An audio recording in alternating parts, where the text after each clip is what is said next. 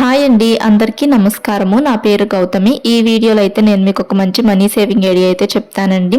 Monthly salaries వచ్చే వాళ్ళకైతే ఈ వీడియో అయితే బాగా ఉపయోగపడుతుంది. నెలకు ఒక 40,000 రూపాయలు శాలరీ వచ్చే వాళ్ళు మనం ఖర్చులు ఏ విధంగా ఖర్చులు చేస్తే నెలకు ఒక 20,000 రూపాయలు ఖర్చులు చేసి ఒక 20,000 రూపాయలు అనేటివి సేవింగ్స్ చేసుకోవచ్చు. అది ఎలా అనేది నేను మీకు ఇప్పుడు ఈ వీడియోలో అయితే ఎక్స్ప్లెయిన్ చేస్తాను. అన్ని ఖర్చులు చేసుకుంటూనే డబ్బులు అనేటివి సేవింగ్స్ చేసుకోవచ్చు అండి. అంటే నెలకు ఒక 20,000 రూపాయలు సేవ్ చేసుకున్నారనుకోండి, సంవత్సరానికి 12 నెలలు ఉంటాయి కదండి మనకి. అప్పుడు మొత్తం కలిపి నెలకి 20,000 రూపాయలు సేవ్ చేసుకుంటే సంవత్సరానికి 2,40,000 రూపాయలు అయితే సేవ్ చేసుకోవచ్చు. అది ఎలా అనేది నేను మీకు ఈ వీడియోలో ఎక్స్ప్లెయిన్ చేస్తాను. ఇప్పుడు మనకి నెలకి 40,000 రూపాయల శాలరీ వచ్చినా కానీ మనకి నెలకి 20,000 రూపాయల శాలరీ వస్తున్నట్లే మనము ఒక 20,000 రూపాయల అకౌంట్లోనే ఉంచేసేసుకొని 20,000 రూపాయలే మనం ఇంటికి తీసుకొచ్చుకొని వాటితోనే ఖర్చులు చేయాలి. వాటిలోనే వేటికి ఎంత ఖర్చు చేయాలనేది నేను మీకు ఇప్పుడు ఈ వీడియోలో అయితే ఎక్స్ప్లెయిన్ చేస్తాను. ఇంకా మన ఛానల్లో చాలా మనీ సేవింగ్ ఐడియాస్ అయితే ఉన్నాయండి. మనీ సేవింగ్ ఐడియాస్తో పాటు స్కీమ్స్ గురించి వీడియోస్ కూడా ఉన్నాయి. ఎవరికైనా ఇంట్రెస్ట్ ఉంటే ఈ వీడియో చూసిన తర్వాత రిమైనింగ్ వీడియోస్ కూడా చూడండి. అంటే స్కీమ్స్ అంటే గోల్డ్ స్కీమ్స్ అండ్ అలానే పోస్ట్ ఆఫీస్లో స్కీమ్స్, అలాంటి స్కీమ్స్ గురించి వీడియోస్ అయితే ఉన్నాయి. మనం ఇలా దాచుకున్న డబ్బుల్ని స్కీమ్స్లో కట్టుకుంటే రెట్టింపు అవుతాయి కదా. మంచి స్కీమ్స్ గురించి వీడియోస్ కూడా ఉన్నాయి మన ఛానల్లో. ఎవరికైనా డబ్బులు దాచుకోవాలని ఇంట్రెస్ట్ ఉన్న వాళ్ళు రిమైనింగ్ వీడియోస్ కూడా చూడండి. మనకు వచ్చే సంపాదన 10 రూపాయలు అయినా కానీ ఆ 10 రూపాయల్లో 5 రూపాయలు సేవ్ చేసుకునే విధంగా చూసుకోవాలండి. అంటే మనకి సగం ఖర్చులు చేసి సగం డబ్బు సేవ్ చేసుకునే విధంగా చూసుకోవాలి. నేను ఇంకా మీకు ఇప్పుడు 40,000 రూపాయల శాలరీ వచ్చేవాళ్ళు ఏ పద్ధతిలో ఖర్చులు చేస్తే చక్కగా ఎలా 20,000 రూపాయలు ఖర్చు చేసి 20,000 రూపాయలు సేవ్ చేసుకోవాలనేది నేను మీకు ఇప్పుడైతే ఇక్కడ రాసి చూపిస్తాను. అంటే మనకు ఇప్పుడు 20,000 రూపాయలు ఖర్చు చేయాలి. 20,000 రూపాయలు అనేటివి మనం సేవింగ్స్ కింద అనేటిది ఉంచుకోవాలండి. అంటే ప్రతి నెల కూడాను ఇలానే చేయాలి. ఒక 40,000 రూపాయల శాలరీ వచ్చేవాళ్ళు నేను మీకు నెక్స్ట్ వీడియోస్లో ఇంకా తక్కువ శాలరీ వచ్చే వాళ్ళకి అండ్ ఇంకా ఎక్కువ శాలరీ వచ్చే వాళ్ళకి కూడా వీడియోస్ అయితే చెప్తాను.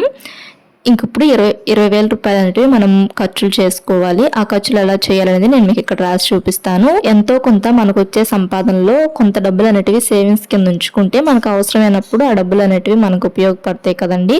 అలా కాకుండా 40,000 రూపాయలు వచ్చినాయిలే అని చెప్పేసి విచ్చలవిడిగా ఖర్చులు చేసామనుకోండి, మనకు అవసరమైనప్పుడు మనకి ఆ డబ్బులు అనేటివి ఎవరు ఇవ్వరు.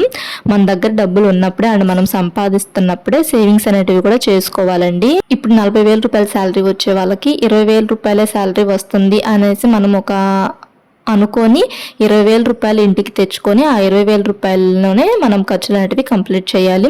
ముందుగానే ఒక బుక్లో అయితే వేటికి ఎంత ఖర్చు చేయాలనేది ఒక ప్లాన్ ప్రకారం రాసుకుంటూ ఉన్నామనుకోండి, వాటికి అంతే ఖర్చు చేస్తే చక్కగా 20,000 రూపాయలు అనేటివి సరిపోతాయి. ఇంకొక 20,000 రూపాయలు అనేటివి సేవింగ్స్ కింద అనేది ఉంచుకోవచ్చండి. ఇలానే 10,000 రూపాయల శాలరీ వచ్చే వాళ్ళైనా కానీ 5,000 రూపాయలు ఇంట్లో ఖర్చులకి చేసుకొని 5,000 రూపాయలు సేవ్ చేసుకునే విధంగా చూసుకోవచ్చు. అట్లా 20,000 రూపాయల శాలరీ వచ్చే వాళ్ళైనా కానీ 10,000 రూపాయలు ఖర్చులు చేసి 10,000 రూపాయలు సేవింగ్స్ చేసుకునే విధంగా చూసుకోవచ్చు. ఇట్లా నేను మీకు వీడియోస్ అయితే చెప్తానండి తర్వాత కూడాను. నెక్స్ట్ వీడియోస్ లో 10,000 రూపాయలు, 15,000 రూపాయలు, 20,000 రూపాయలు అలా శాలరీ వచ్చే వాళ్ళకి కూడా వీడియోస్ అయితే చెప్తాను. ఇంక ఈ వీడియోలో 40,000 రూపాయల శాలరీ వచ్చే వాళ్ళకి చెప్తానని చెప్పాను కదా. అంటే మనము నెలకు 20,000 రూపాయలు ఆదా చేసుకున్నాం అనుకోండి, సంవత్సరానికి 2,40,000 రూపాయలు అయితే ఆదా చేసుకోవచ్చు అండి. మనకు వచ్చే సంపాదనలో నుంచి మనం అన్ని ఖర్చులు చేసుకోగా ఒక 2,40,000 రూపాయలు అనేటివి సేవింగ్స్ చేసుకోవచ్చు. మనం చేసే ఖర్చులు అనేటివి కొంచెం పొదుపుగా చేసామనుకోండి, చక్కగా ఇలా డబ్బులు అనేటివి సేవింగ్స్ చేసుకోవచ్చు. పొదుపుగా అంటే అసలు ఖర్చులు పెట్టుకోండి ఏం కాదండి, మనకి సరిపోను ఖర్చు చేసుకుంటూనే చక్కగా ఇలా డబ్బులు అనేటివి సేవింగ్స్ చేసుకోవచ్చు. ఇంక ఇప్పుడు ఎలా ఖర్చు చేయాలనేది నేను మీకు ఇప్పుడు చెప్తాను. అంటే మనకి ఇంటి రెంట్, పాల బిల్లు అవన్నీ ఉంటాయి కదండి, వాటన్నిటికీ ఖర్చు చేసుకుంటూనే మనం 20,000 రూపాయలు అనేటివి సేవింగ్స్ చేసుకోవచ్చు.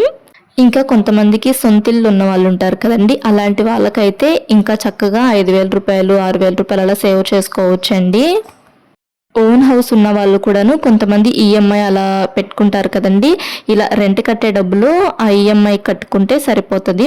ఇంకప్పుడు ఇంటి అద్దెకి మనం 5,000 రూపాయలే ఖర్చు చేయాలండి. ఇప్పుడు అంటే నేను మీకు ఇందాక చెప్పాను కదా 20,000 రూపాయలే ఖర్చు చేయాలి. ఆ 20,000 రూపాయలు ఎలా ఖర్చు చేయాలనేది నేను మీకు ఇక్కడ రాసి చూపిస్తాను. ఇంకొక 20,000 రూపాయలు మనకి రావట్లేదు, మనకి 20,000 రూపాయలు వస్తున్నాయి అని చెప్పేసి మన మనసుకు మనం చెప్పుకొని 20,000 రూపాయలు ఇంటికి తెచ్చుకొని ఆ 20,000 రూపాయల్లోనే ఖర్చులు చేసుకోవాలి. ఇంక 20,000 రూపాయలు అనేవి సేవింగ్స్ కింద సేవ్ చేసుకుంటూ ఉండాలండి.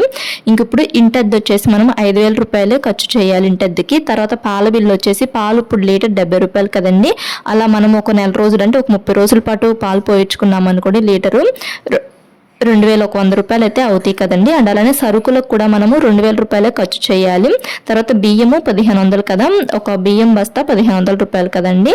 తర్వాత గ్యాస్ వచ్చేసి 900 రూపాయలు, గ్యాస్కి 900 రూపాయలు అయితే అవుతాయి. తర్వాత టీవీ బిల్ అండి, టీవీ బిల్లుకి ఒక 200 రూపాయలు, అంటే ఒక్కొక్క చోట ఒక్కొక్క విధంగా ఉంటుంది టీవీ బిల్ అనేది.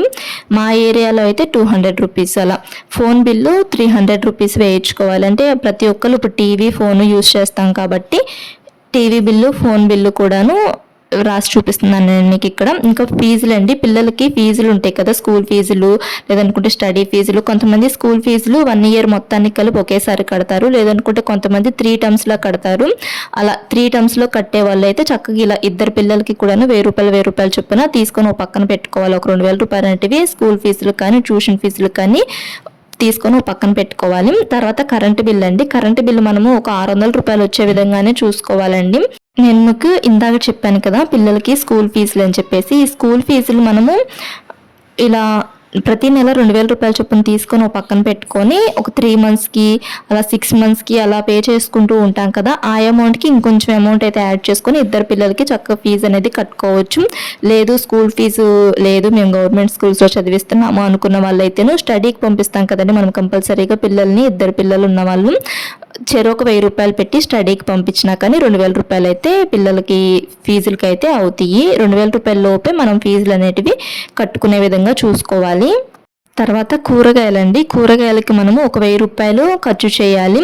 1000 రూపాయల కంటే ఎక్కువ ఖర్చు చేయకూడదు. అది కూడాను కూరగాయలు మనము వారానికి ఒకసారి తెచ్చుకోవాలి. వారం మొత్తానికి సరిపడా కూరగాయలు ఒక 250 రూపాయలు పెట్టి వారానికి సరిపడా తెచ్చుకున్నాం అనుకోండి, అలా ఒక 4 సార్లు తెచ్చుకున్నాం అనుకోండి, 4 వారాలకి కలిపి 1000 రూపాయలు అయితే అవుతాయి కదా. అలా ఇలా ఎస్టిమేషన్ అనేది వేసుకుంటే కంపల్సరీగా మనం డబ్బులు అనేటివి సేవింగ్స్ చేసుకోవచ్చు అండి. తర్వాత ఫ్రూట్స్ అండి, కాయలు కూడా మనము ఒక 500 రూపాయలు అయితే ఖర్చు చేయాలండి. అది కూడాను నెలకి మనము ఒక 500 రూపాయలు ఫ్రూట్స్కి అయితే ఖర్చు అయ్యేలా చూసుకోవాలి. అంటే ఒక వారం బనానాస్, ఇంకొక వారం యాపిల్స్ అలా తెచ్చుకోవాలి. ఒక 500 రూపీసే ఖర్చు చేయాలండి కాయలకైతే మట్టికి. తర్వాత నాన్ వెజ్ అనేది కంపల్సరీగా తెచ్చుకుంటూ ఉంటాం కదా, నాన్ వెజ్ తెచ్చుకోని వాళ్ళు అంటే కొంతమంది నాన్ వెజ్ తినని వాళ్ళు ఉంటారు కదండి, అలాంటి వాళ్ళు వెజ్లోనే కొంచెం డ్రై ఫ్రూట్స్ అలా ప్రోటీన్ ఉండే ఫుడ్స్ తెచ్చుకుంటూ ఉంటాం కదా, పన్నీర్ కానీ అలాంటివి, వాటికైతే మీరు ఖర్చు చేయొచ్చు. నాన్ వెజ్ తినే వాళ్ళైతే మటుకి ఒకసారి ఒక 1000 రూపీస్ అంటే ఒక 1000 రూపాయలు పెట్టి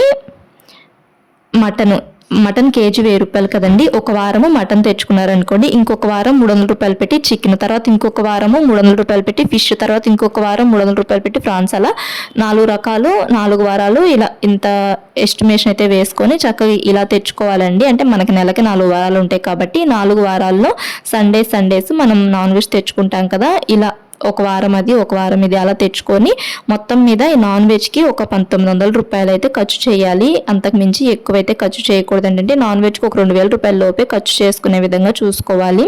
తర్వాత ఇంకా అదర్ ఖర్చులు అంటే అప్పుడప్పుడు మనకి ఏదన్నా ఖర్చులు వస్తూ ఉంటాయి కదా, స్నాక్స్కి కానీ ఏదన్నా కొనాలి అనుకున్నా, లేదనుకుంటే పెట్రోల్ ఖర్చులకు కానీ అలాంటి వాటికి ఒక 1000 రూపాయలు అనేటివి ఖర్చు అయ్యే విధంగా చూసుకోవాలి. వాటిల్లోనే ఆ 1000 రూపాయల్లోనే మిగుల్చుకున్న నెక్స్ట్ మంత్ అవసరమైతే ఉపయోగపడతాయి కదా, అవైతే పక్కన పెట్టుకోవాలి. తర్వాత మెడిసిన్స్ కండి, మనకి మెడిసిన్స్కి ఒక 1000 రూపాయలు అయితే తీసుకొని ఒక పక్కన పెట్టుకోవాలి. అంటే మెడిసిన్స్ ఎప్పుడన్నా అవసరమైనప్పుడు ఆ డబ్బులు అనేటివి యూజ్ చేసుకోవచ్చు.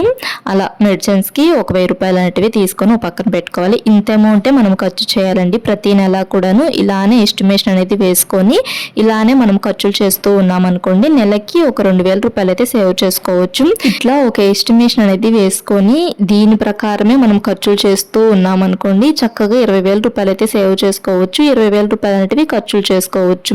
మనకు డబ్బులు సంపాదిస్తున్నప్పుడే సేవింగ్స్ కూడా ఉండాలండి. డబ్బులు సంపాదన లేనప్పుడు మనం సేవింగ్స్ ఏమి చేయలేం కదా, డబ్బులు సంపాదిస్తున్నప్పుడే సేవింగ్స్ కూడా చేయాలి. ఖర్చులు చేస్తే సేవింగ్స్ అనేటివి చేయొచ్చు. ఇలా ప్రతి నెల కూడాను మనకు వచ్చే శాలరీలో నుంచి 20,000 రూపాయలు తీసుకొని పక్కన పెట్టుకున్నాం అనుకోండి, సంవత్సరానికి అంటే నెలకి ఒక 20,000 రూపాయలు చొప్పున సంవత్సరానికి మనకి 12 నెలలు ఉంటాయి కదా, 12 సార్లు మనము 20,000 రూపాయలు అయితే సేవ్ చేసుకుంటాం కదా, అప్పుడు మొత్తం కలిపి 1 ఇయర్కి 2,40,000 రూపాయలు అయితే అవుతాయి కదండి. ఈ 2,40,000 రూపాయల నుంచి ఒక 40,000 రూపాయలు అనేటివి పిల్లలకి స్కూల్ ఫీజెస్ ఉంటాయి కదా, వాటికి ఉపయోగించాలి. అంటే 1 ఇయర్కి స్కూల్ ఫీజులు కడుతూ ఉంటాం కదా, ఒక్కొక్కరికి 20,000 రూపాయలు చొప్పున ఇద్దరు పిల్లలకి 40,000 రూపాయల ఫీజు ఉండే విధంగా చూసుకోవాలి. మిగిలిన 2 లక్షలు సేవింగ్స్ కింద అయితే ఉంచుకోవాలండి. వీడియో నచ్చితే లైక్ చేయండి. ఇలాంటి మరిన్ని మనీ సేవింగ్ ఐడియాస్ కోసం మా ఛానల్ను సబ్స్క్రైబ్ చేసుకోండి. Thanks for watching.